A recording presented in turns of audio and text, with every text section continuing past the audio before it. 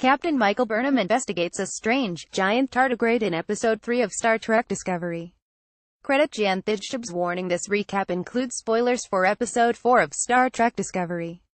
With Michael Burnham and Martin Green now assigned to the USS Discovery's Science Division, rank none, we started Episode 4 hoping to learn more about the mysterious spore drive.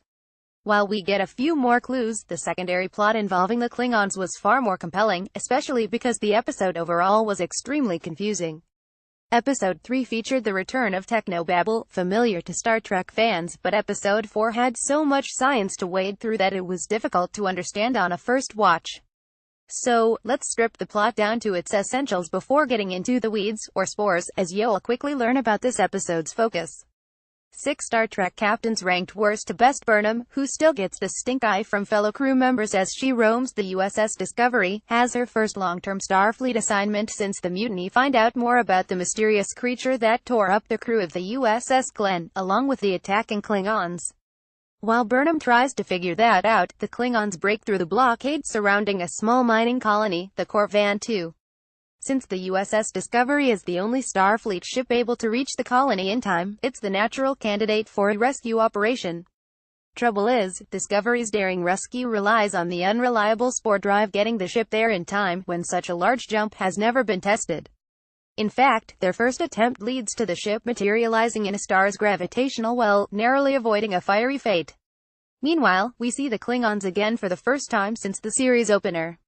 The torchbearer, VOQ Javid Iqbal, who was appointed leader of the House of Kuvma in that episode despite his non-noble background, gets a visit from Cole Kenneth Mitchell, the leader of House Corps. The two houses work together to get a dilithium drive, which the Klingons need to escape the battlefield where they engaged the USS Shunjo 6 months earlier. We first saw VOQ in the doubleheader episodes 1 and 2, where Klingons made fun of him because of his albino skin.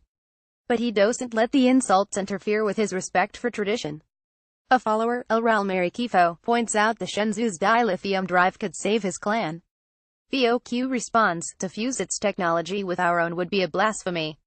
Replies Elral, what good is purity if it leads only to death? Convinced, VOQ and Elral beam over to the Shunjo and carefully remove the dilithium drive. The upside-down shot of one of the Klingons walking in a spacesuit is especially cool. When they return, VOQ and Elral discover Cole providing food to the stricken, starving crew members of House Kuvma in exchange for their loyalty. Elral joins them, hands over the dilithium drive and sentences VOQ to death inside the Shunjo. 15 of the most bizarre alien species featured in Star Trek. The understandably upset VOQ watches the Klingons leave him behind, but Elral materializes behind him in a transporter beam. Turns out she has a bigger strategy. She's going to bring VOQ to the House of Mokai, where VOQ is going to learn some information that will help him bring the Klingons back to prominence. The catch: VOQ will have to sacrifice everything, and what that means is not yet clear. While the Klingon script writing could have used some simplification, this plot does open up some intriguing possibilities for future episodes. We're already impressed that the Klingons speak fully in Klingon and that the show doesn't portray them mainly as bloodthirsty enemies, a problem with some past versions of Trek.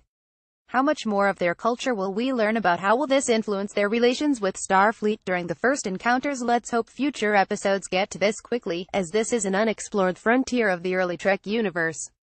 Meanwhile, back on the USS Discovery, Burnham quickly decides the creature that attacked the USS Glenn was merely acting in self-defense. She discovers a connection, both in behavior and in brain activity, between the creature and the spore drive. Burnham also finds the creature is similar to a tardigrade, which is a microscopic creature on Earth that can live in extreme cold or heat. From then on, she starts calling the creature the tardigrade, so we'll just go with it here. 8-legged extremophile freaks will outlive humanity. Maybe the sun things get bad quickly when CMDR. Landry Rekha Sharma gets impatient with Burnham's careful investigation of the tardigrade, insisting that they need to find out its offensive capabilities. Landry opens the containment pen, the tardigrade attacks her, she fires her weapon and is fatally wounded. Side note: that was a rather abrupt end for Sharma, who got the red shirt treatment despite being known to sci-fi fans for her longtime performance on Battlestar Galactica in 2004, a stern-capped Gabriel Orca. Jason Isaac says Burnham needs to find a use for this tardigrade, and fast, to help kill the Klingons.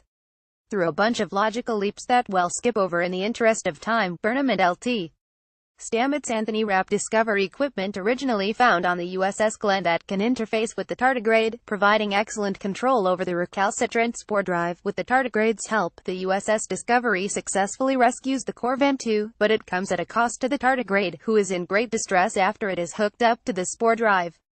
Burnham is upset, but for now does nothing. While the tardigrade spore machine connection is intriguing, it's sort of in a so what sense because it's badly explained. So many questions that need answering. How are they supposed to use the tardigrade for the drive when the creature is so damaged after one use, and how did that tardigrade get on the USS Glenn in the first place? We received a vague answer about the tardigrade following the spores, but how exactly did it get in, and could it break out of the USS Discovery in the same way? If it's mad enough, it didn't help that the science was so dense that I had to keep pausing the episode to back up and take detailed notes. While this kind of science is necessary when discussing a journal paper, on a TV show it's liable to lose viewers quickly.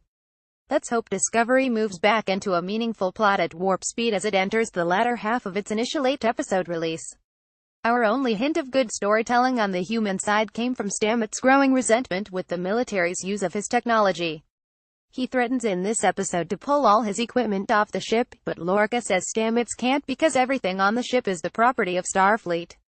Stamets sulks through the rest of the episode, but we can't help but think this issue will come up yet again, and lead to him doing something interesting. The next episode of Star Trek Discovery airs Sunday, September 15th on CBS All Access, an online subscription service available to U.S. viewers. Follow us at space.com, Facebook and Google. Original article on space.com.